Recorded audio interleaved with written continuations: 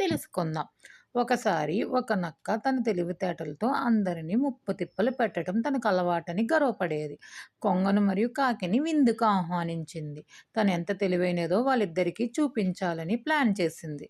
అతిథులు రాగానే నక్క రుచికరమైన సూప్ తయారు చేసి ఒక చదునైన రాతి పళ్ళెంలో వడ్డించింది. తినండి మిత్రులారా అని నక్క తన నాలుకతో సులభంగా సూపును తాగేసేది. కానీ కొంగ తన పొడవైన ముక్కుతో ఆ పళ్ళెంలోంచి ఏమీ తినలేకపోయింది. కాకి కూడా ఆ పళ్ళెంలో ఆహారం దొరకక ఆకలితో ఉండిపోయింది. నక్క వారిని చూసి మనసులో నవ్వుకుంది. కొంగ మరియు కాకి తెలివైనవి. అవి అనకుండా మిత్రమా నక్క నీ విందు బాగుంది. రేపు మా ఇంటికి విందుకు రా. మేము నీకు ఆతిథ్యం ఇస్తాం అని మర్యాదగా చెప్పాయి. మరుసటి రోజు నక్క విందు కోసం వెళ్ళింది. కొంగ మరియు కాకి ఆ సూపును 2 పొడవైన సన్నని పాత్రలో వడ్డించాయి. వాసన అద్భుతంగా ఉంది. కానీ నక్క తన నోటితో ఆ లోతైన పాత్రలోని వెళ్ళలేకపోయింది.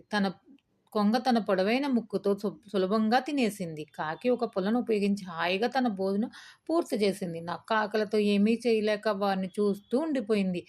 ఏమైంది మిత్రమా, భోజనం నచ్చలేదా అని కొంగ అమాయకంగా అడిగింది. తాను చేసిన మోసానికి ఫలితం దక్కిందని అర్థం చేసుకుని నక్క తలదించుకుని అడవిలోకి వెళ్ళిపోయింది. దీనిలో నీతి ఏంటి? ఇతరులు మోసం చేసేవారు తిరిగి అదే అనుభవాన్ని ఎదుర్కోవాల్సి వస్తుంది.